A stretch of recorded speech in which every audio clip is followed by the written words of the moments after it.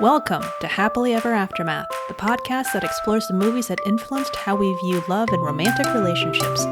Yes, there will be spoilers. I'm your host, Diana Rojek-Sconard. Hello, Diana. Wah, Polina! You're here! I am. Hello! Hello. How's it going? It's going really well. It is so nice to be back. It feels, I'm a little anxious because I'm like, I think I remember how to do this. Even if you're out of practice, I forget like every 8 days or so. Oh, good. I mean, I've forgotten like how to do lots of things in the past couple years, so I used to know. Well, here we are. Here we are. Yes, indeed. You and I talked recently, and I asked, hey, you want to come back? Think of a movie. I had one handy. Yes, you did. So today we're going to discuss 1961's Breakfast at Tiffany's. This is obviously my movie. So I'll do the little intro. Because I don't have any good Breakfast at Tiffany's jokes. Oh, I mean, I know about Breakfast at Tiffany's. Apparently, someone in a band decided that this movie was so important, it was enough to kind of save his relationship by saying, hey, we both kind of like that movie. Yeah, both like Breakfast. Oh my God, I totally forgot about that song. I was like, I can sing that song, and then I realized, no, the only. When you said that, I'm just like, great, now that song's going to be in my head for the next. I'm gonna like it. I think, isn't that? Yep, that's the one. That's the one. Yeah. Well, hopefully you felt that way, but we'll see because we have not talked about it because we're saving it for air. Well, we better make sure that this movie will save our friendship, which does not need saving, but we need to justify that song. I agree. Okay. Yeah. So good. Should we have a fight right now, or should we just pretend we've had a fight? And save time. This is like a better song than that song. Completely. The song where Breakfast at Tiffany's made you think about whether you should have a fight and then use the movie to reestablish your relationship. It's already too complicated. Let's move on. Okay, let's just this movie's complicated enough. Okay, so here is the description from Google. Based on Truman Capote's novel, I just want to say it is extremely loosely based on his novella. This is the story of a young woman in New York City who meets a young man. When he moves, that's like every single movie we did. When he moves into her apartment building, some of the movies we did, he is with an older woman who is very wealthy. I would say also some, but he wants to be a writer. She is working as an expensive escort and searching for a rich older man to marry. Interesting. Yeah, interesting. So the director of this movie is Blake Edwards. As a screenplay is by George Axelrod, and the movie's main character, Holly Golightly, is played famously by Audrey Hepburn. And the gentleman in question, the writer in question, is played by George Peppard, and his screen name is Paul Varjak. Yes. So let's begin. Okay. I think we need to address the racism in the room. Yes. Can we please address the racism in the room? Especially since the last episode we did was Fire Island. Ooh, and I didn't realize that. Oh, well, that's okay, but it just seems like, wow, Polina wants to do Breakfast at Tiffany's after we just did Fire Island. Awkward. Okay. Well, at least we made it. This will be released after Asian Islander Pacific. Asian American Islander Pacific Month? Oh, well, well, actually, we also didn't do it for Pride Month. The curtain behind the timeline, irrelevant. The point is, okay, so I would love to address the racism in the room. Okay. So I saw this movie again, which is why it was top of mind, about a month ago, maybe 6 weeks ago.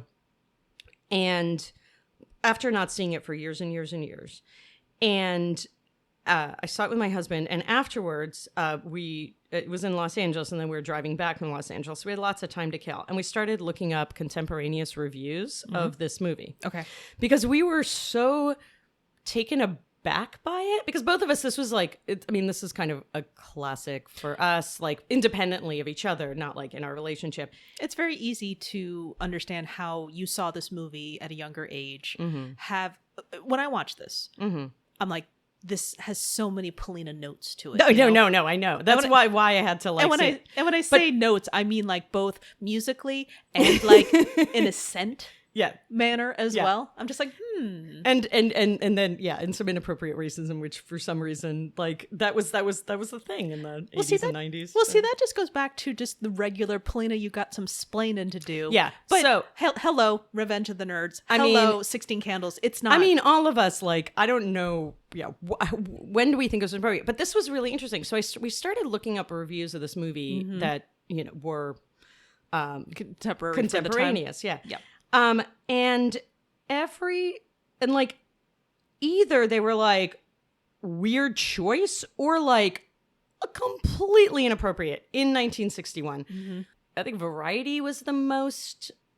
This is terrible. Like this is really appalling. I think what was surprising about it is there's basically she has this. So Holly Golightly is this like she's basically this like party girl.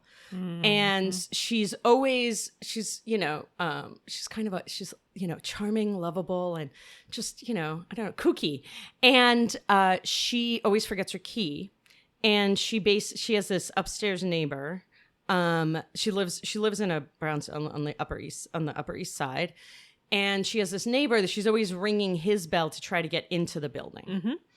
And waking him up. And it's Mickey Rooney, and he's a Japanese photographer.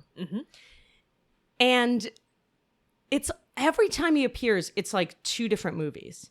And it's clearly one of those contract things where they had to put Mickey Rooney in something. Like, really? Yeah, and that's kind of what Variety like hinted at. Like, or they decided they had to make it funny. Like, I think that was another interpretation. But the thing is, it's like every time he appears, it is a completely different movie. And also it is, and he's sort of like this sort of hapless kind of, he's just angry with a terrible like kind of like expression of a Japanese person. Like a terrible, what's the word I'm looking for? But like, I mean, stereotype, like a caricature, but like not a caricature that is, I mean, it's a racist caricature.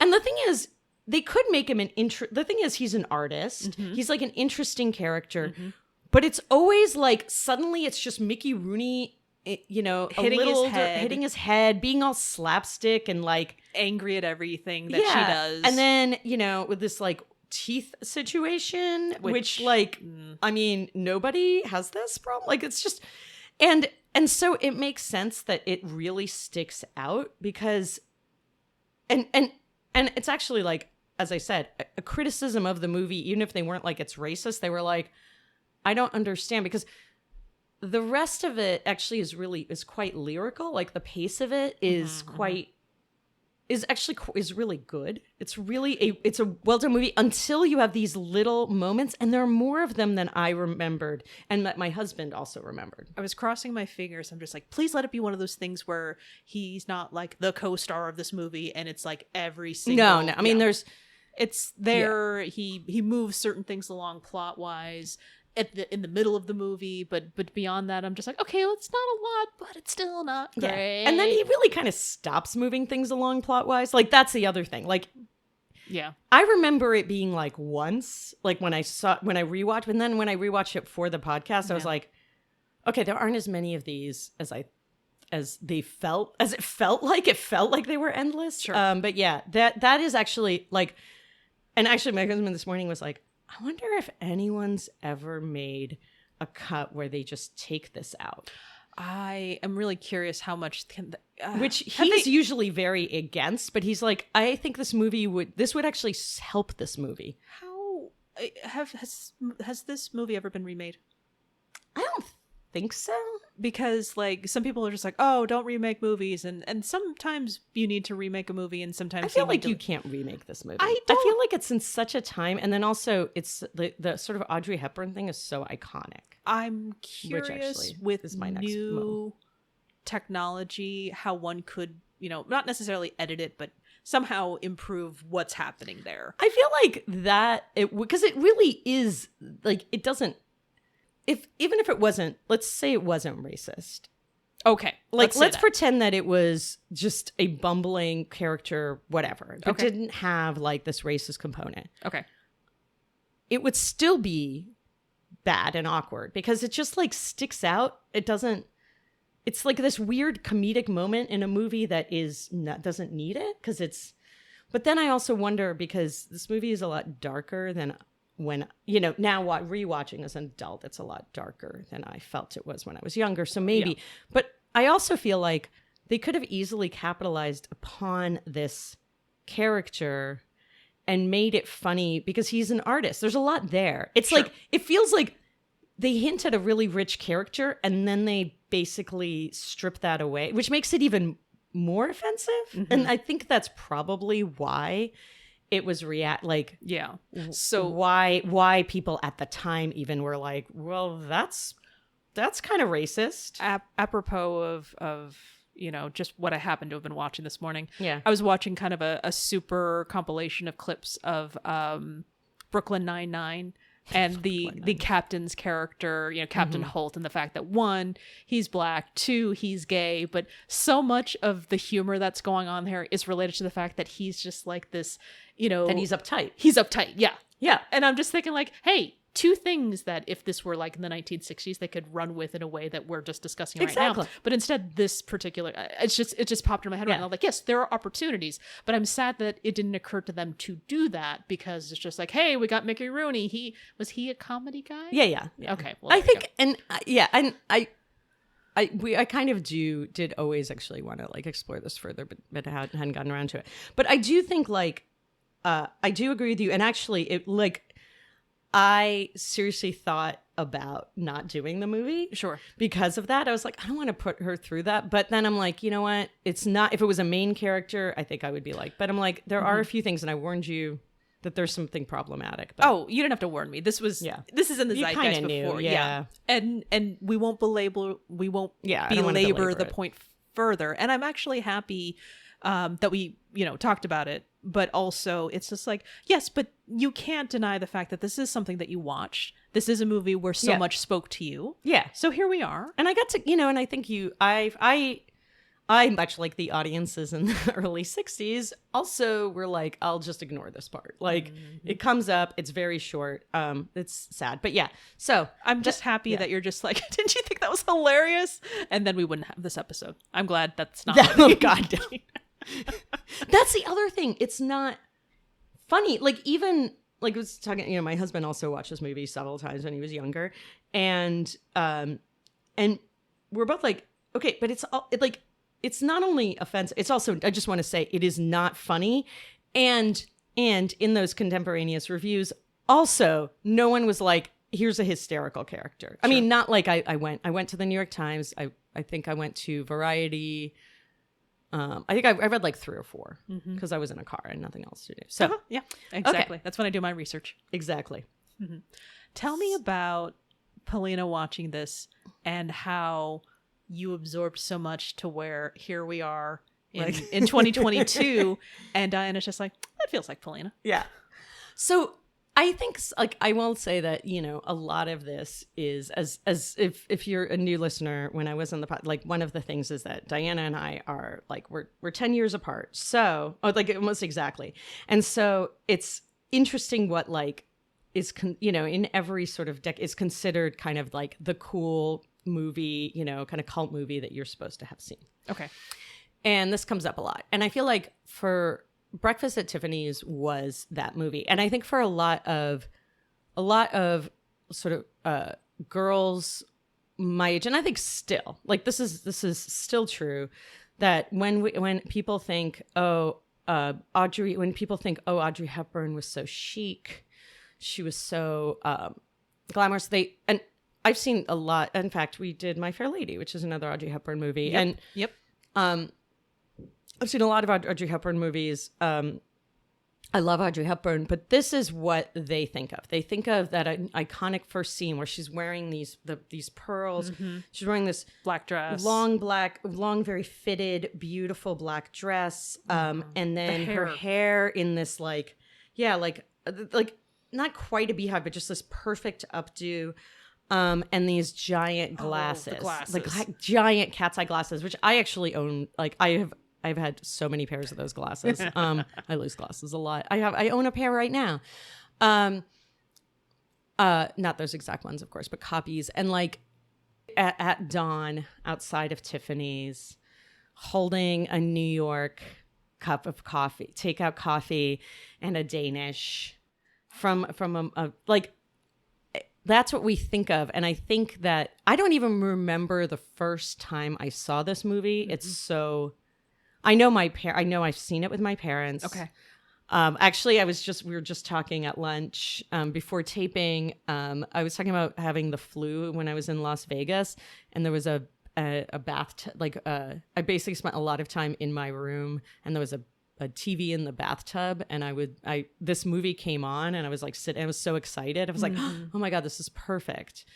A good vacation watching in the tub. Yeah, like I've seen this movie, or I've seen parts of it. So many times. It was definitely one of those movies that came on a lot too. I've seen it. I seen it in the theater with my parents. I can't. It's one of those movies that I don't even remember the first time I sat down and watched, like from start to finish. So many people had this poster of her, movie poster. Absolutely. In their dorm room or their bedroom or their first, Your options were Audrey Hepburn and Breakfast at Tiffany's or Al Pacino and Scarface. Exactly. That's what you get. Or Albert Einstein. That's right. That was the other one. Yeah. With his tongue sticking out? Yeah. Yeah, okay. Yeah. I was there. Imagination is more important than knowledge. Or something like that. I don't care. Yeah. Anyway, that's what the poster said. Which is ironic because we're all going to college. Like that's where I saw it most. It's like, really? Because you're paying a lot. We weren't paying as much as people pay now, but like you're paying a lot to have this poster on your wall. But anyway. But Polina, I was in college for my imagination. Yeah. So that's why I studied math, right? So like I think what I fell in love with. Yeah, exactly. Because, imagination.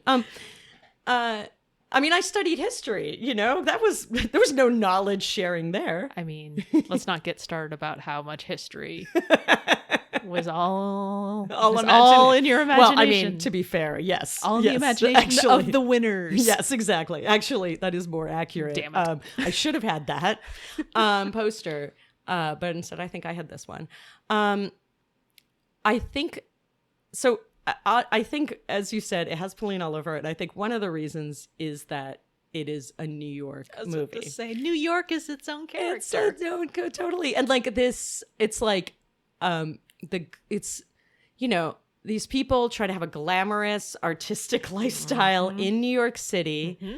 And, having a bohemian existence, bright outside, like kind of defining, or sort of defying, not defining, though I guess you did define culture, but like defying culture, the dominant culture, sort of trying to work around it and exploit it a little bit. Right.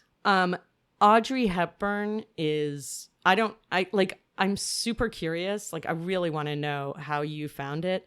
But we watched this movie. My husband and I were in New York. It happened to be playing in an outdoor, like, rooftop right around the corner from our hotel. Speaks very much like New York. Yeah.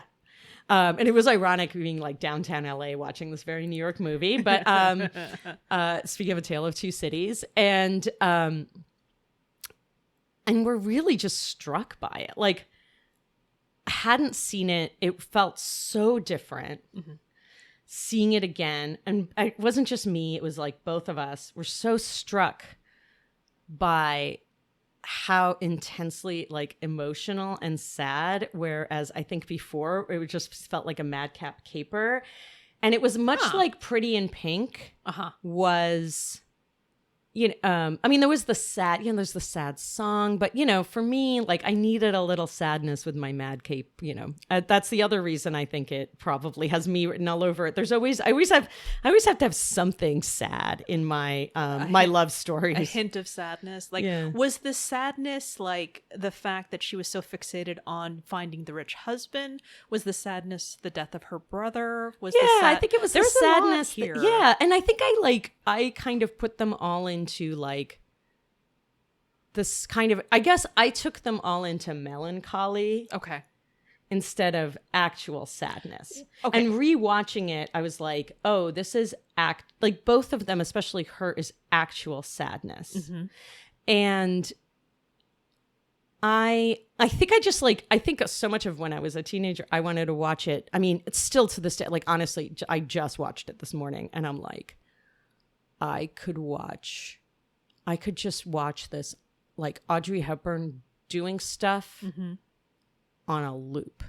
Like I could watch her walk down the street on a loop in this movie. I don't know what it is about her. And I love her. Like, I mean, it's not like there are Audrey Hepburn films I love more. Like I love Charade. Charade is amazing. Okay. Charade is so nice. And it's her older and she's still so comfortable with her beauty. And she was a lovely human being as well. Oh, good. And also she had a really rough life. I don't know how much you know about Audrey Hepburn. So she was in the, I think she lost both of her. She was orphaned in the war. And the reason she's so skinny is actually because she was so like affected by the like malnutrition. Oh, the malnutrition. That she couldn't ever really. They comment on that. So one of the things. So I know. I knew. So I'm super curious to hear what you think. I knew very little. I knew the beats of what people say about Breakfast at Tiffany's, the Simpson jokes, the fact that, oh my God, Mickey Rooney, how dare they? The fact that it's Audrey Hepburn being iconic and Holly Golightly, it's an early film of hers. Okay. Interesting. And so Holly Golightly, they referenced that in that movie I know you hated, America's Sweethearts. No. But yeah, she's referenced a lot. Yeah, exactly. And so my thing is just like, it just occurred to me that I know flippin' clue what this movie is about. I know parts about it, but I don't know what it was about. And so the fact that it opens up with her taking out the coffee and the breakfast and having breakfast at Tiffany's, I'm just like, so it is literal. I didn't know that it was literal, not to mention the fact that I like her craftiness of that there is no breakfast at Tiffany's, but she does it because it's what she wants and she's making an experience for herself. But you really, she hasn't gone to bed yet. Right. And so, and she wants to save cab fare. Oh. Right? I think this is part of her thing is she gets the cab fare and obviously she wants to save it. Yeah. It's probably about 20 blocks from her, because it's Midtown. Tiffany's in Midtown. She lives in, I think I saw an X-ray.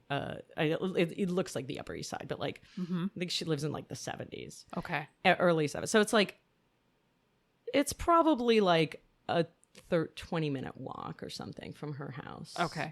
And so she probably just like has the cab after she's been out all night. Mm-hmm. I mean, she's still dressed up, right? That's the thing. And then goes to the deli around the corner. I mean, it's just so like that opening scene has so much in it. I love that you know the details of it. Whereas I was just like, yep, she's got a croissant. Got it. Okay. Mm-hmm. Again, it's, the small introduction of Paul, whom she calls Fred. Yeah, which that doesn't get confusing at all, except it's kind of funny. It's hysterical. And it's interesting that he is, I'm not exactly sure how to describe Paul, but he's having a relationship with an older, wealthy woman. Yeah. So basically what they find out about each other pretty early on is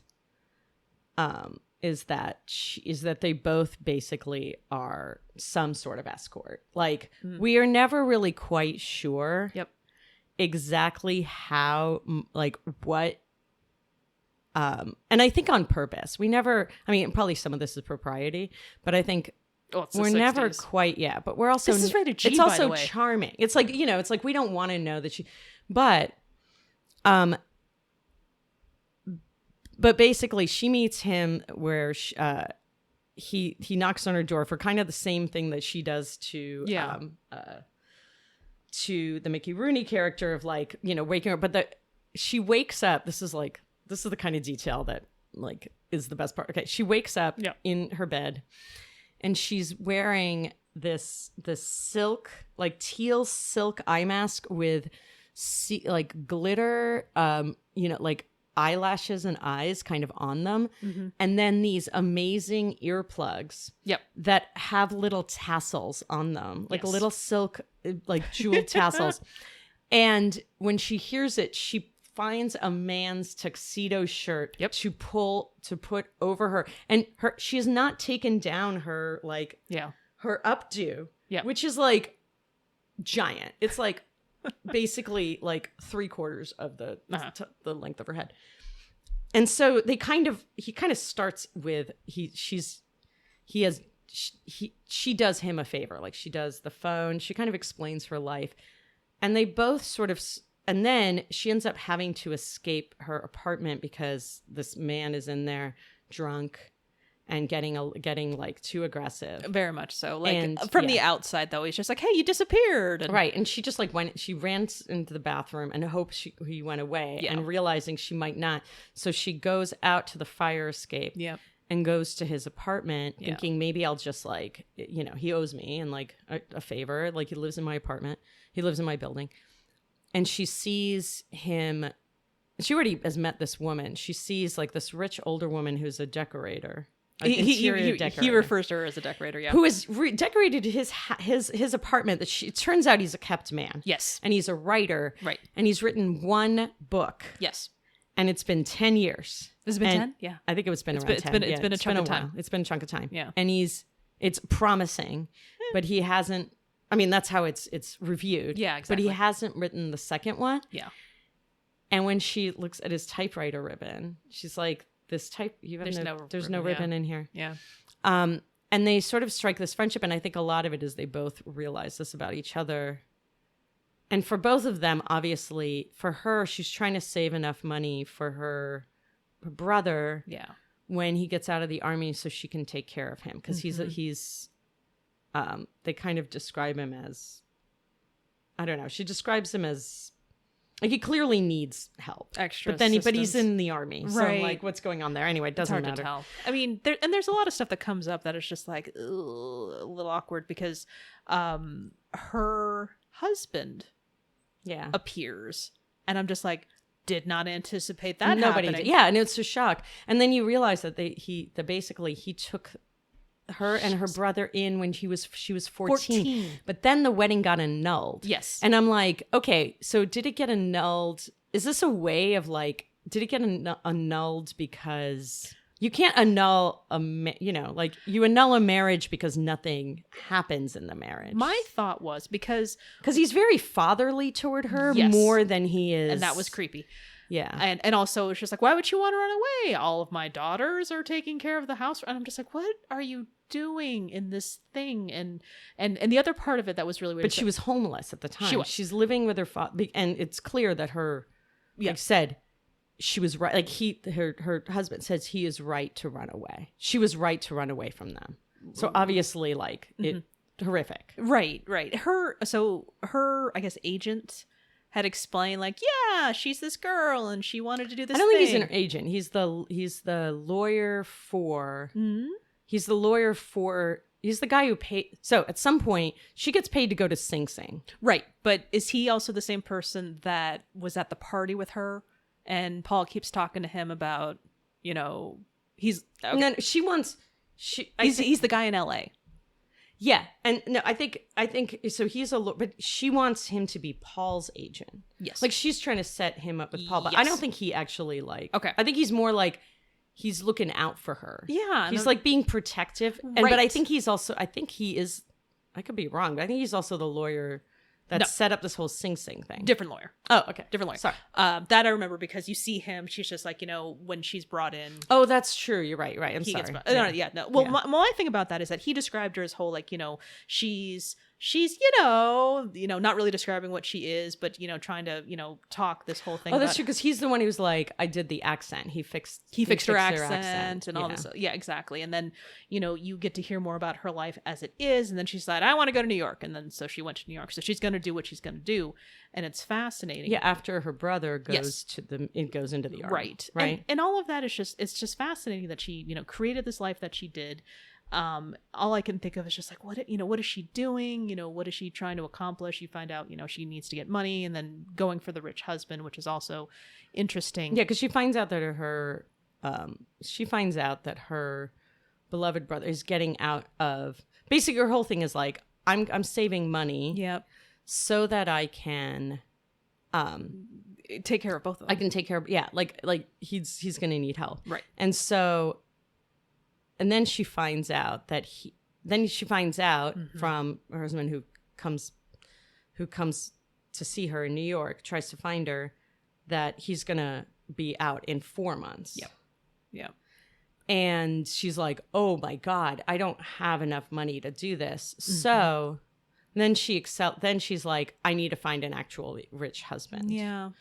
Now, I think that, like, it's funny, remember we always talk about, like, when we see a movie now, we, like, notice the parents, and we never noticed the parents before, like, and like, we're like, oh yeah, well, the parents are actually being very reasonable, like to an extent. I mean, some of the time, but I think this is one of those things where when I saw the movie, it was all about the relationship between her and Paul. Yeah. Paul and the writer. Yeah.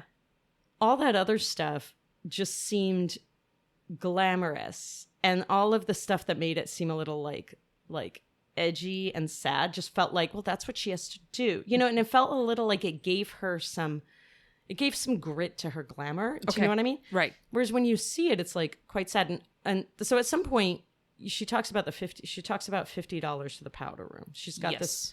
So I looked it up, translated into today's dollars. It's about $489. Really? Yes. Damn. I know. Okay. I know.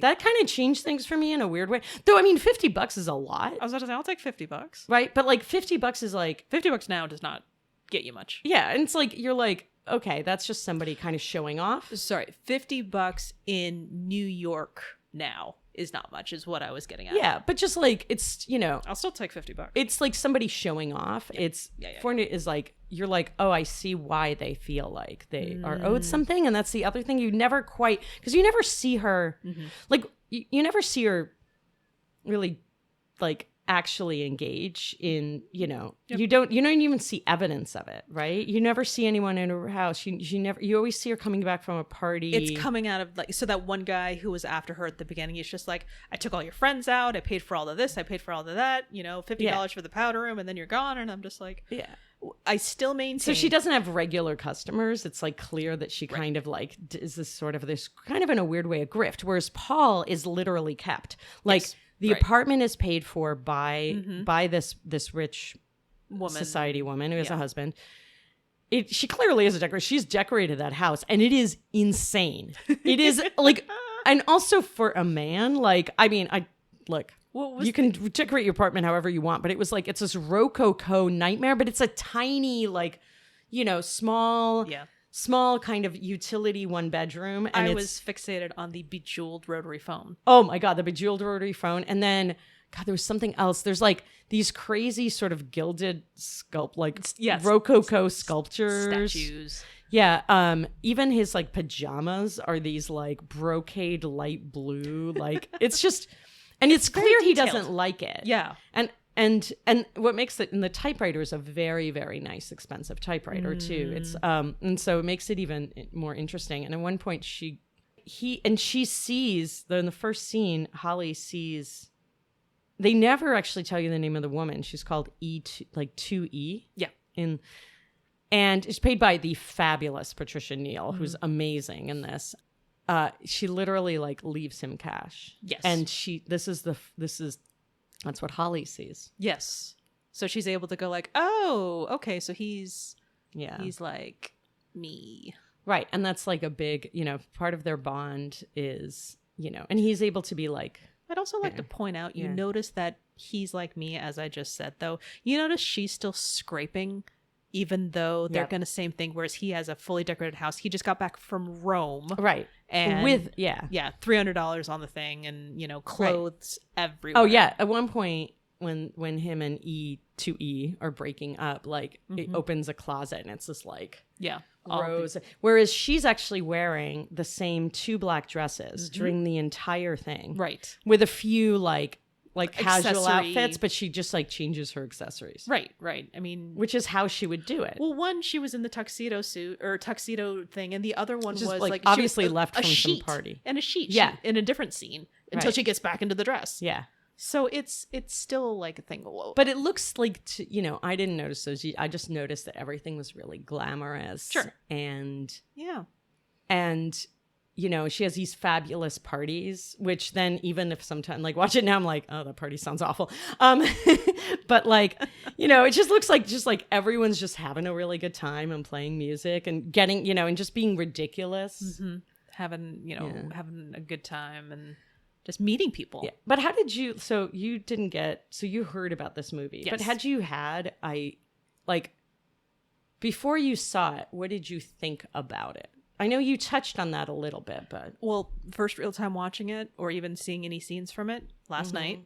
So first but like in your head, what did you think it was going to be like? I think that, honestly, I think it was going to be like, some of these things are now going to make much more sense. All these things that I've heard about it, I know it's supposed to be iconic. I know it's supposed to be, important. It's supposed to be, all of these people did some, very good work on this. And I know Audrey Hepburn. I've heard of Blake Edwards, and it's based off of a Truman Capote work. Novella, yeah, exactly. I wasn't going to say book because I heard you say novella earlier. And that's pretty much all I know. Like I said, the images, what's supposed to be iconic about it. But I will say that not too long ago, Ryan put on this video about the rise of the name Tiffany.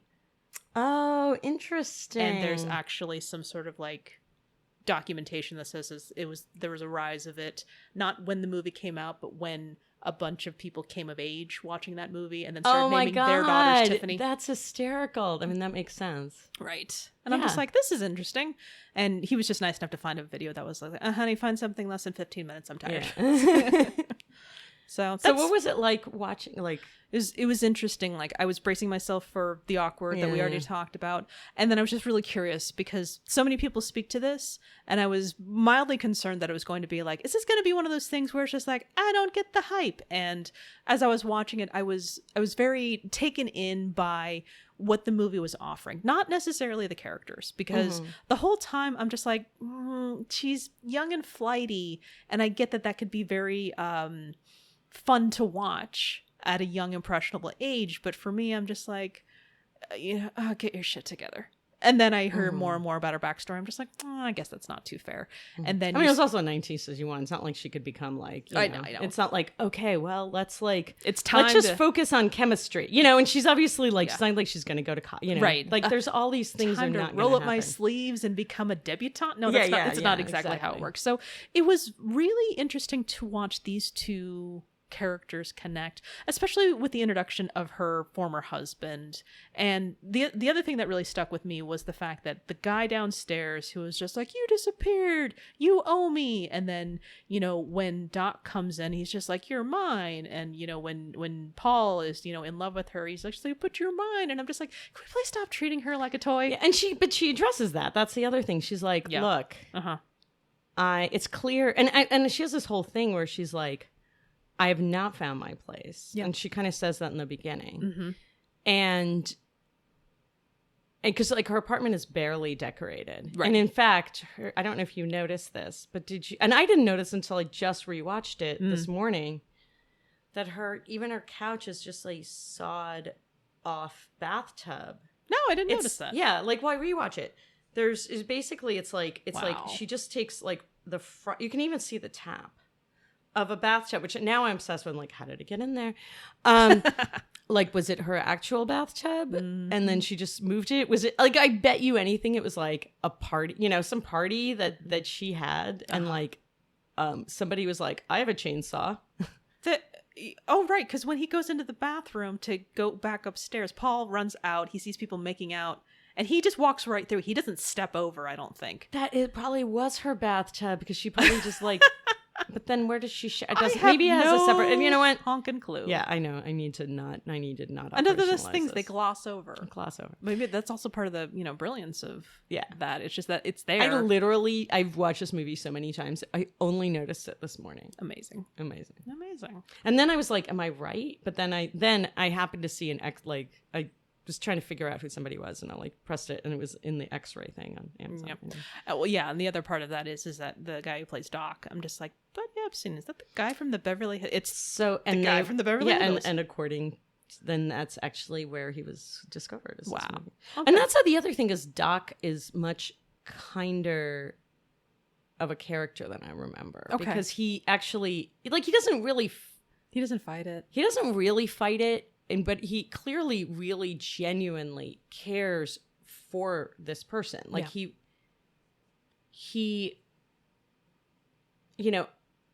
like it's a little more complicated than just like always.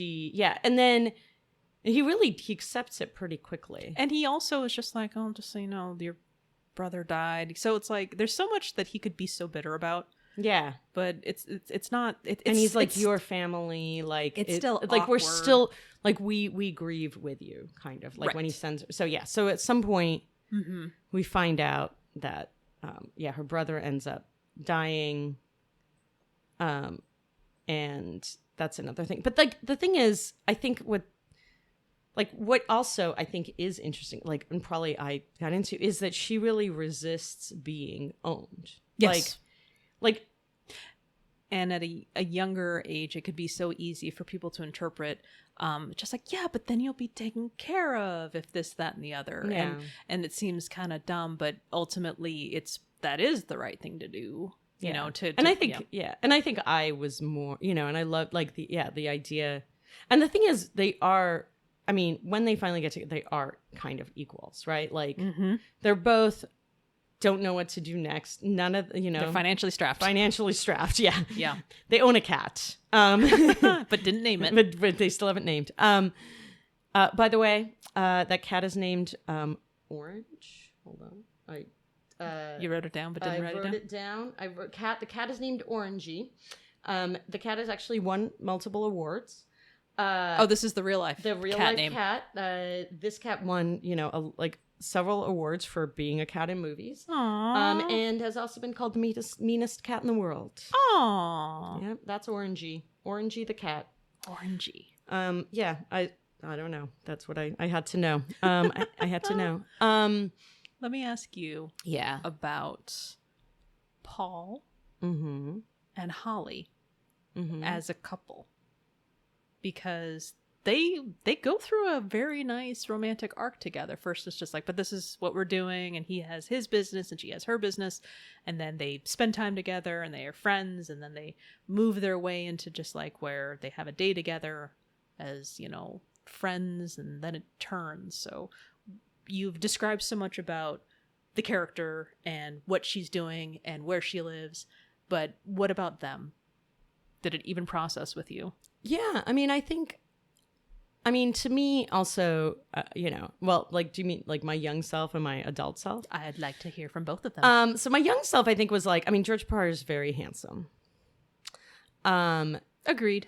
He just is. And, and at one point, actually, his keeper, Sugar Mama, describes him as like one of the Hardy Boys, basically. I forget which one, but she it was amazing. Like I think and this, so to me it was just, to be honest, like he could have been almost anybody. Like it's for me, even rewatching this movie, like Audrey Hepburn is right. is the only thing in the room. He's Mr. Generic all-American. Right. Boy. And I think that's the thing. And so you had to kind of have somebody who was like he's I think I didn't really get the whole like failed writer thing the way I do now, right? Okay. Like to me, it was the fact that he was a writer, was also like, of course, that's who you're going to be with. And I think I've said on the show, I don't think I was really that obsessed with like finding happily ever after, ironically, for the podcast. But like, I wasn't really like that, like, I did not have this, I had this image in my head that I didn't have this thing of like, oh, you find the one and then you get married and you have children and whatever.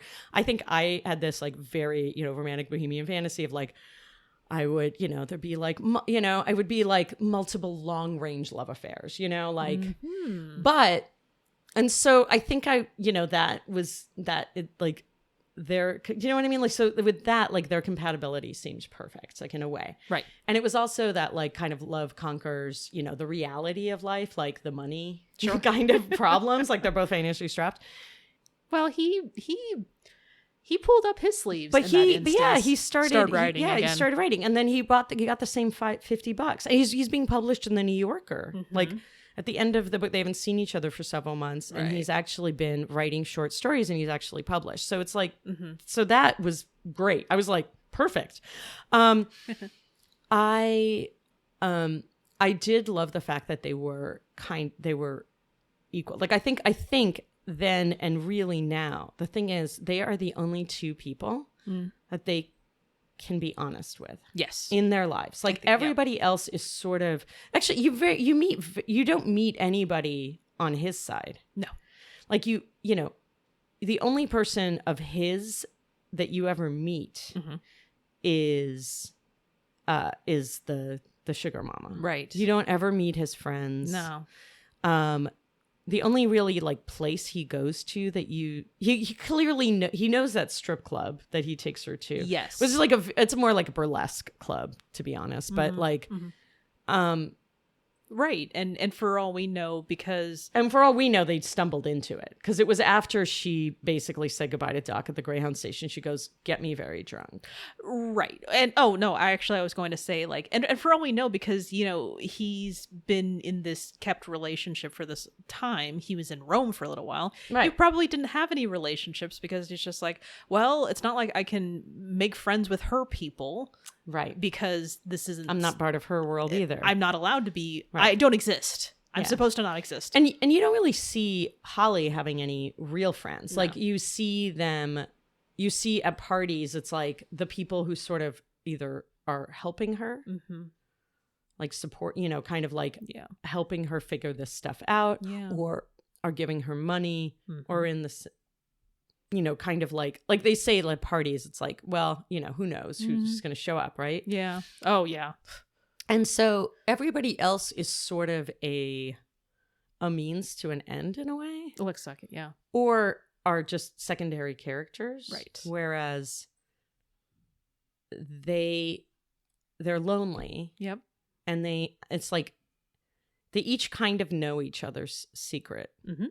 And they each know what that actually feels like instead of what it looks like on the outside. No, that's actually a really good observation. And they're vulnerable with each other. Mm-hmm. And they're also like, and they're both trying to figure out how close they can get to each other. Right. Because they still have their own individual means to do what they need to for their lives and their livelihood. Right. And also, he's the one who is pushing, he's not pushing, but he's actually the one that admits that he's in love with her first. Yes, that is correct. He's the one who wants more of a commitment. I was surprised at how quickly it came through, and even more importantly, the fact that he ended his relationship with 2E before he even told Holly about any of it. And I'm just like, oh, that's gutsy, my friend. I know. I thought that too a few times. But now I realize, even if she said no, he like, this is a decision he was making. Right. with her as an impetus no matter what happened with the two of them. Right, which I think is really good. But that's not what I realized at the end. Oh. But but how about you? Like, how did you see their relationship? It was helpful when I was watching it. I'm just like, oh, good, something to talk about for the podcast. Whereas I think it was just really sweet, especially, obviously the scene where they go have a day, where oh my God, the whole that speaks, Polina, to me very much. So. And that is a very me. We're gonna have a day where we're just gonna do things we've never done before, and that's really funny to me because her reaction to that was just like, oh, come on, I've done everything. Yeah, she's like, this is gonna be hard for me. Yeah, and then they find ways, and I think that's really funny. Whereas for me, I'm just gonna be like, she's never been to the New York Public Library. That was another thing I love that scene, because I love going to the New York Public Library and asking and waiting for your number to come up. That made me laugh my butt off when she's just like, I've never been to a library before, and I'm like, haha, he found a way. Yeah. Also, oh, I know. And especially I don't know if you've ever been to the New York Public Library, the main branch. Oh, that place is just, it's heaven. I mean, I've never been to the New York Public Library, but I'll tell you, I love libraries. There's just so many possibilities there. Yeah. I did like them. I mean, I was surprised at how quickly it moved and how quickly he moved on that. And so this is where I'll ask you the question. That's very much this podcast. When did they fall in love? Oh my God, this one's actually kind of hard. Interesting. I think it's that day. I actually think he falls in love with her. That first time that they meet, she basically asks him for help to try to escape. Okay. And then she knows that he knows, and then she basically falls asleep, and she has this nightmare.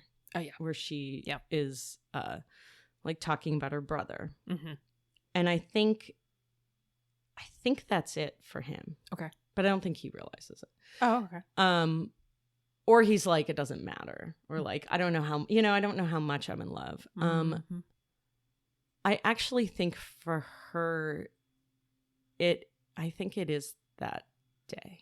Yeah, it's either because I think it's she's less caught up with all the other things that are going on, and she actually gets to just be she gets to be a lot of her and she says this at one point where she says it's being the most ridiculous. Oh, it's useful being top banana in the shock department. She says that very early on. And I think that she really realizes that, okay, because she's beautiful, because she's young, because she's very chic, and it's something she's cultivated. She's cultivated an accent, even they talk about. And she obviously has very good taste, and which the lawyer that you're speaking of references, okay, she had everything, just the voice. Then when we got that, it was chef's kiss. But that she is she's okay, this is what I have. This is what I have in my arsenal. Yeah, and this is what I can use to survive and to get the money I need to live my life, to live my life the way I want it, which is to take care of my brother. Yeah. And it's never really clear what vision. She obviously loves New York because she kind of talks about it. She talks about that. Right. But how does she imagine it's going to happen? Which is kind of also the sad part of the story. But she, I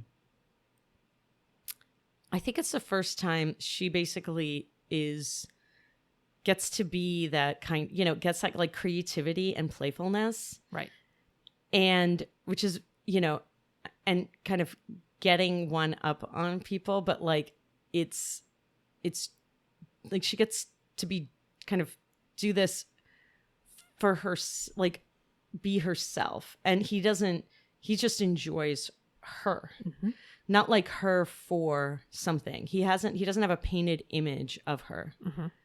She is enough. He sees her, and he's also taken care of her And you see a few men, you know, like, in fact, she's about to marry this rich Brazilian, and which is actually another like weird cultural thing, because like there's a lot of they're like at one point they're like Olé, which is like not Brazilian, but not Portuguese, but like, okay, whatever. I mean, we can gloss over that. I mean, well, or maybe not. I don't know.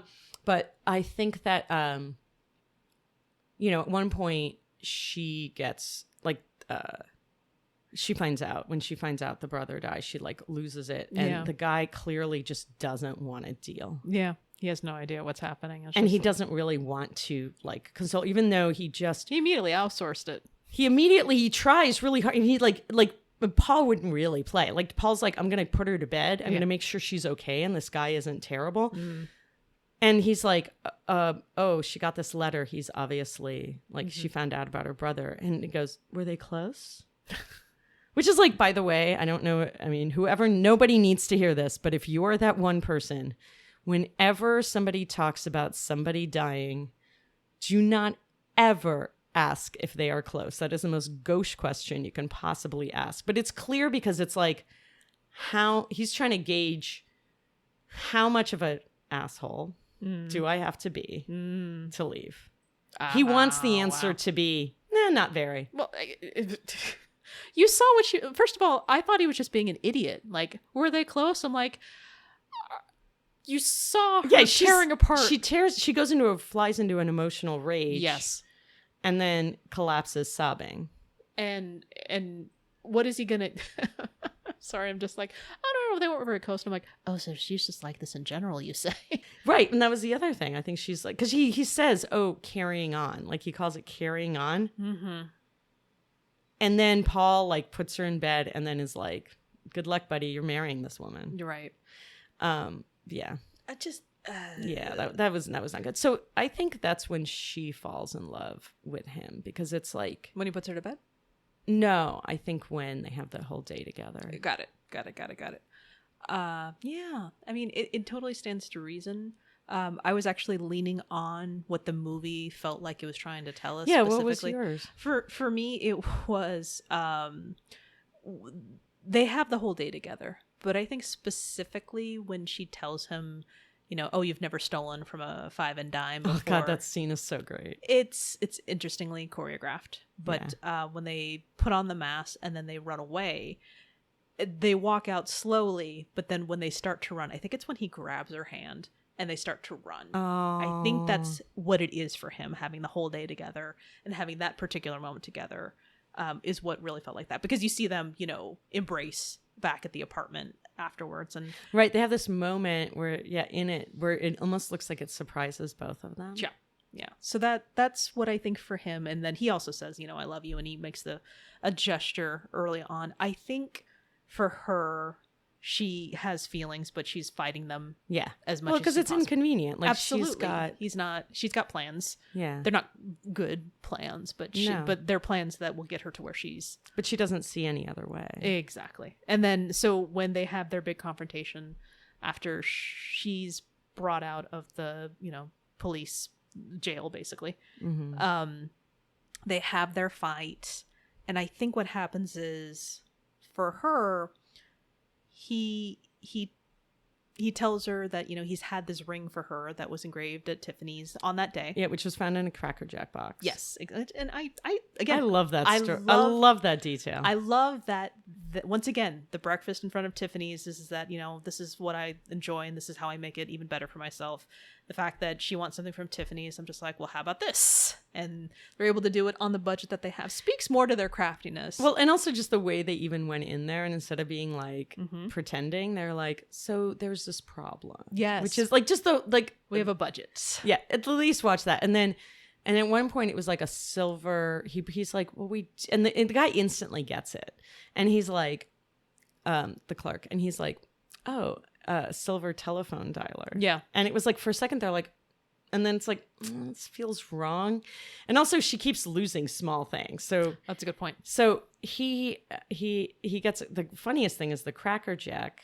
The fact that he has it in his pocket at all is because of her. Him and Doc share this box of Cracker Jacks. And he asks, do you want the the prize. Yeah. And Jacques like, no. And it turns out just to be this like tin ring. Mm-hmm.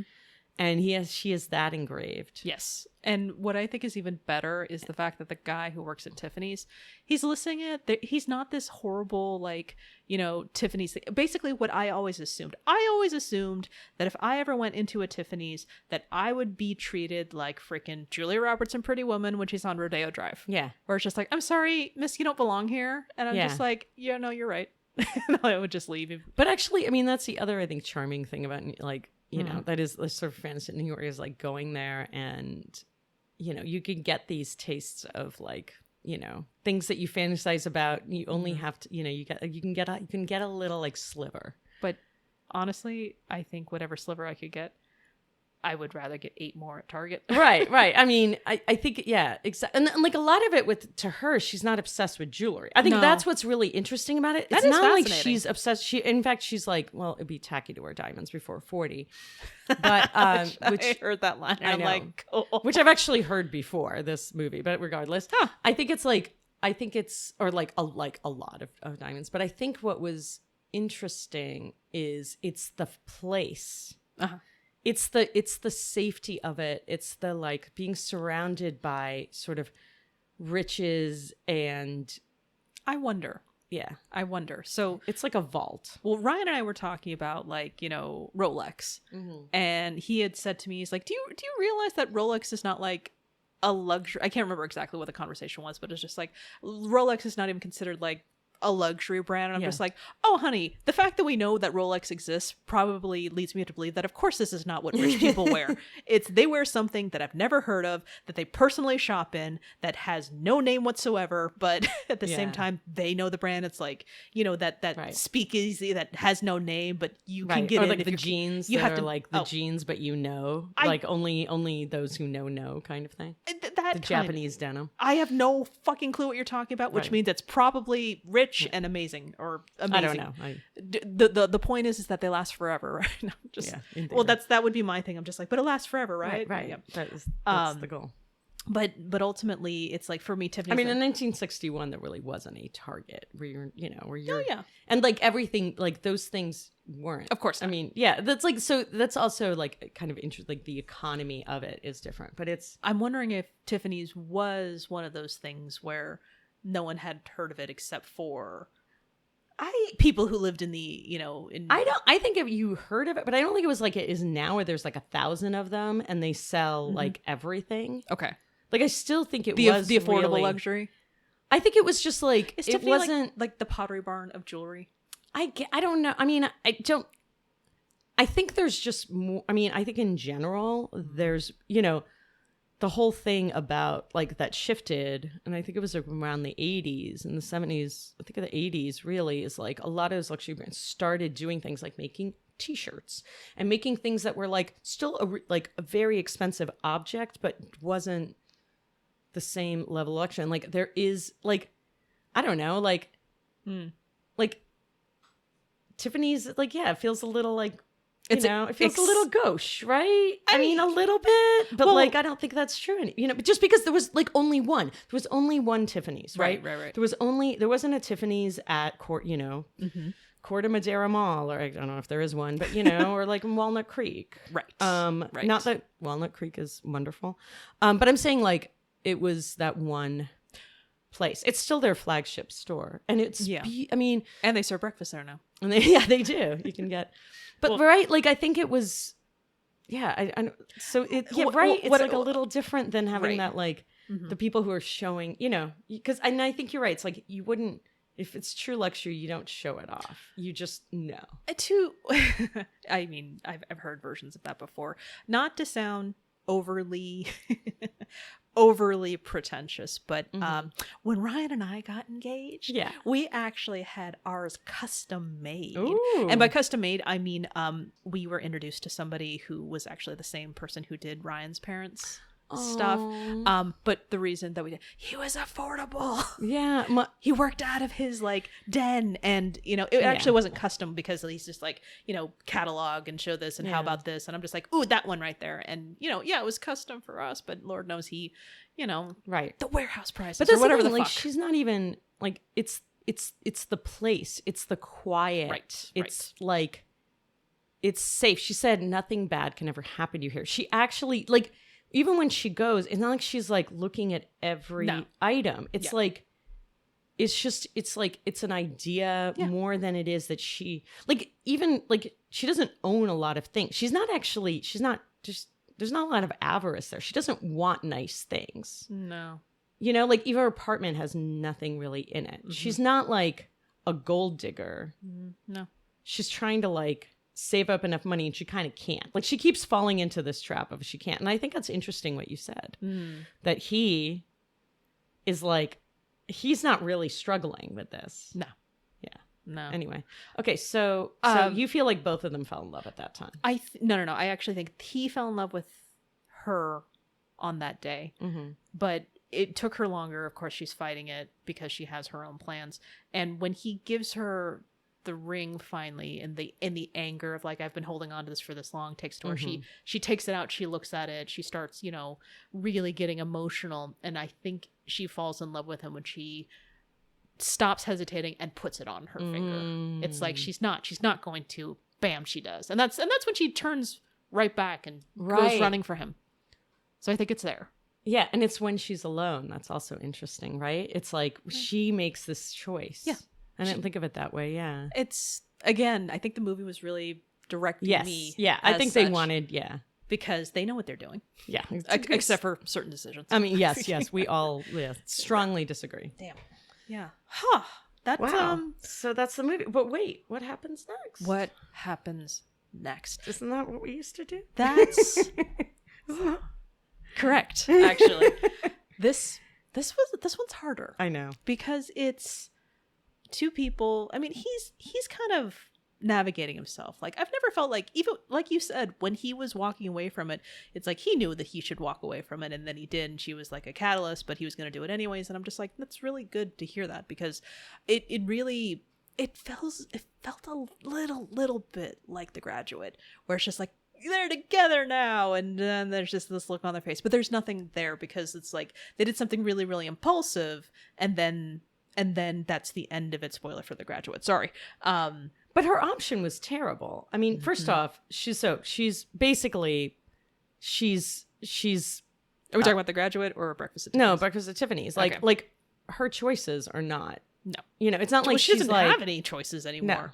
No. Well, actually, her choice was flee the country and go to Brazil, where she knows no one. Right. But then she immediately had a plan of just like, give me a list of the 50 richest men. Well, she has saved.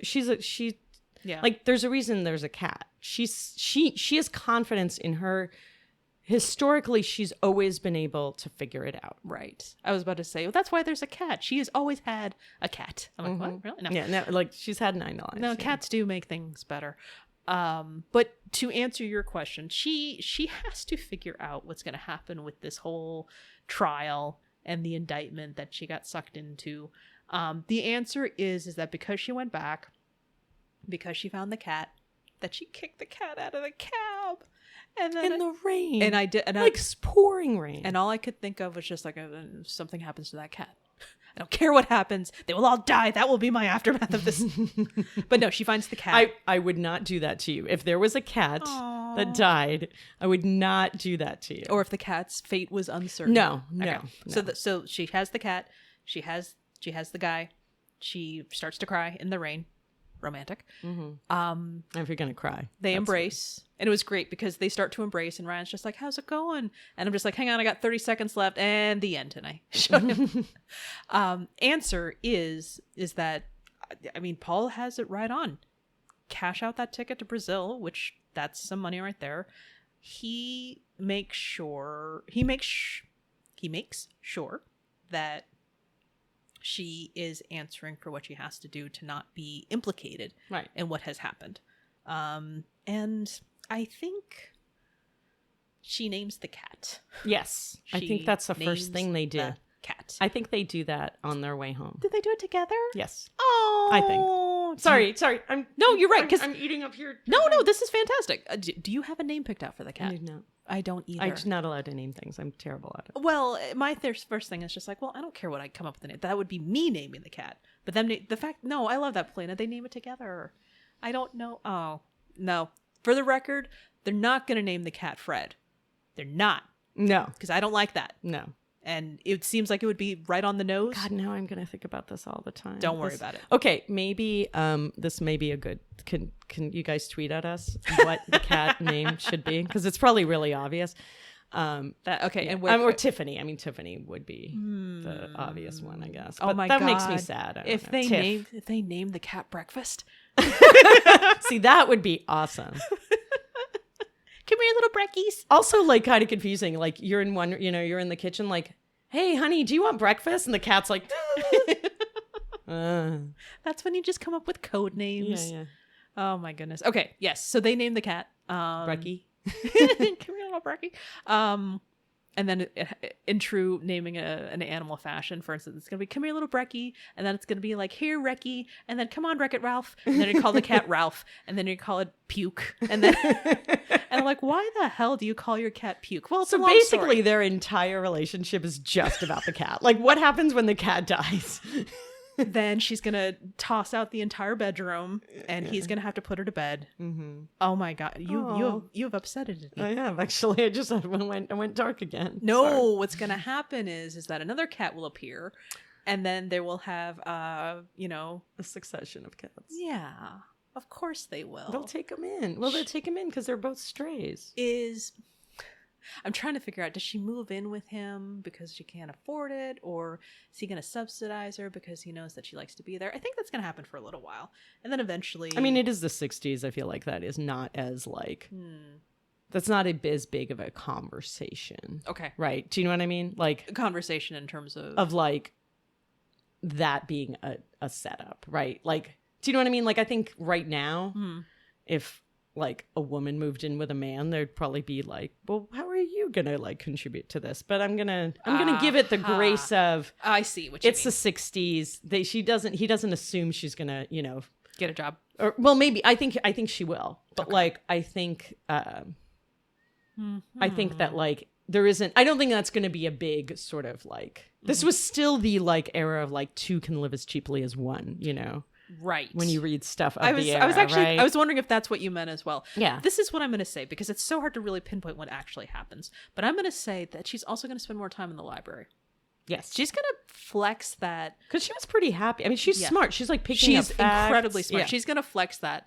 But instead of it having to be for the means of, I need to learn Portuguese for the sake of, landing this husband, instead it's going to be like, what am I interested in? I think, okay. I'm sorry. So no, that's totally it. So do you think they're gonna sail off into the sunset? I mean, what's kind of hard? Die holding hands, Let me put it to you this way. If that is what she wants, that is exactly what's going to happen. Yeah. I'm not entirely sure what she wants, and she is still figuring herself out. So she's going to take this time to figure it out. And I'm going to let her decide, much like I'm going to let them name the cat. Mm-hmm. I'm going to let them decide because he's in it. Yeah. It's her. It's all on her. And once she figures... I mean, she's kind of his muse in a way, right? Because he stopped writing. Right. And he started writing again when she came around. So I'm going to say that, I mean, much like Holly Golightly, she is her own iconic, thing. So this is not up to me. This is up to her. She's going to decide. Mm-hmm. She's going to decide. And once she figures it out, that's exactly what she's going to do. With or without him. I actually agree with you. I think that... I do think they're going to move into, because remember, so basically he picks her up in a cab from the police station. Yeah. And basically they're going to move in together. Yep. Because she can't go back to her apartment now. No. Because the press is there, because it's really, she was basically paid to go give the weather report. Uh-huh. And the funniest thing is, at one point, when the way she tells it to him, it almost seems like she's innocent. She doesn't realize it. And then when you see her do it, she goes, where does he make up these things? Because he says there's going to be a blizzard in New Orleans. Right. Or something to that effect. Something very not like And New she Orleans. goes, I wonder how he makes up these things. So it's obvious she's in on it. Wow. Wow. I didn't quite realize that. But I think she knows. She's like, this is great. Like, because to her, she's like, this is wonderful. Because also he does her like books. He's her accountant. Oh, okay. And he's trying to teach her about money. Okay. You know, and he also feels protective and charmed, you know, like she realizes this too. So I think he's going to take her to, you know, like she's like he's starting to make a name for himself as a writer. He's starting to get published. Yeah. He's getting published in pretty big things. I mean, New Yorker in 1961, it's not New Yorker now, but still, it's a big deal, I think. I'm trying to, sorry, I actually should look it up. But I don't remember exactly. But he's getting published and he's getting checks. He's getting published and he's getting checks. And those checks are the same 50, did you know? Same $50. Yeah. So that's, you know, so I actually do think they're going to, I don't think it's going to be like the least rocky. I think it is going to be like it's going to be really creative. They'll probably like separate at some point and then get back together. But I don't think they're going to have any children. I do think they're going to have a succession of cats. Okay. I'm with you. I think that's like, I agree. I actually, I think what she's going to do is she's going to start with, I think she is going to find a crafty way to make some cash. She obviously can't get back to, you know, her original life, and neither of them really can't, you know. I think that's the thing, is they're together, they have to figure it out. I actually think she's going to be very successful in a variety of different ventures because of course she's super crafty. I do think the first thing she's going to do is she is going to start like not only going to the library, but like taking a few like classes at City College. Okay. And like finding the things that she is interested in. Yes. I think she is I definitely, you know, I think she might like, you know, like she might start out in like a fancy boutique. Because she is, right. She does catches an eye. Yeah, and just like be, you know, or that just like part-time, just to make a little extra of her own money. I think that's going to be her big thing, is she's going to be like, I don't want to be dependent. Yep. And then I just see her like a series of creative endeavors, you know. And I do see her like I'm with you that I think there's like, I think they are going to be really visual. Like at one point you actually see an easel in her in the room, and there's a painting on it. So I wonder if she'll do some of that.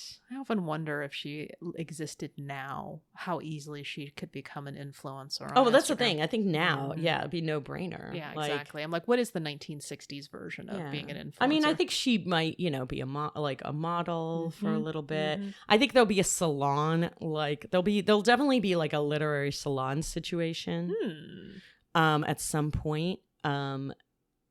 I think like she'll be an asset. Right. She'll be that kind of asset to his writing as well. And I think he will be very supportive. Well, no, just like as a professionally, right? Like she's going to like always like I'm going to go talk to that person. Yeah. I'm going to get you this agent. Like have them over. Like she's going to use that charm for his benefit as well. I could see. Oh yeah, no, because she already did. There's no reason why she. Yeah, wouldn't. She's going to keep doing it. Yeah, no, this feels right. I think they're gonna. I'm surprised because I think when I was younger, I would have been like, no, when it gets like work, like they should just like it should be only magic. But now that I'm, you know, well, no, I mean it contradicts your whole like multiple relationships, affairs. I mean, the great irony, which I've said before, is I've actually like the very opposite happened. You know, like the very opposite happened. But I have been with the same person for like, you know, millennia. But you found this person that you want to spend said time with. So right. Yep. So I think the idea being that like when we're young, when we're young, we're kind of dumb. Our ideas about what will actually make us happy are often wrong, and it changes. Right. Also, what we can have access to. Yes. You know, I'm actually wondering, like, because we're talking about this point in time. And I'm just wondering, what will the 70s do to them? Oh, I know. And I think there's definitely going to be, there's going to be some like, that place is going to be, I mean, even in the late 60s, they are definitely going to be like, they're going to have a lot of fun. They're going to have so much fun. They're going to have this like bohemian, like, you know, downtown. Mm-hmm. That's what I mean. Like there's going to be salon. There's going to be light. There's going to be, you know, like there's going to be, you know, acid trips. There's going to be like. Oh, well, here's an important question then. What is the 80s going to do to Oh them? God, actually, I almost don't want to think about it. Yeah, let's stop there. Yeah, yeah, exactly. That's when it gets, you know, sad. That feels good. Yeah. That does feel good. It feels, now I remember why we liked this so much. Thank you for having me back. I have had such a good time. It's so good to have you on mic together. Aw, well, Yep. come back anytime. Mm-hmm. Happiness. Yeah. Alrighty. So you mentioned that we need to know what people think about what to name the cat. Yes. All right. And if they tweet at us, do you remember where they can tweet at us? They can. It's HEAMCAST. That's at Twitter and Instagram, Yep. and we're on Facebook at Happily Ever Aftermath. We are. Well, you are. I mean, I can very easily tag you in a tweet. I would love that. There we go. Yeah. So, Polina, we did it. We did it. Amazing. Amazing. And then I have not gotten better at the end of ending this podcast smoothly. Well, then allow me. Thank you. Until Who's next grown? time, may your aftermath be happy. Okay, there we go.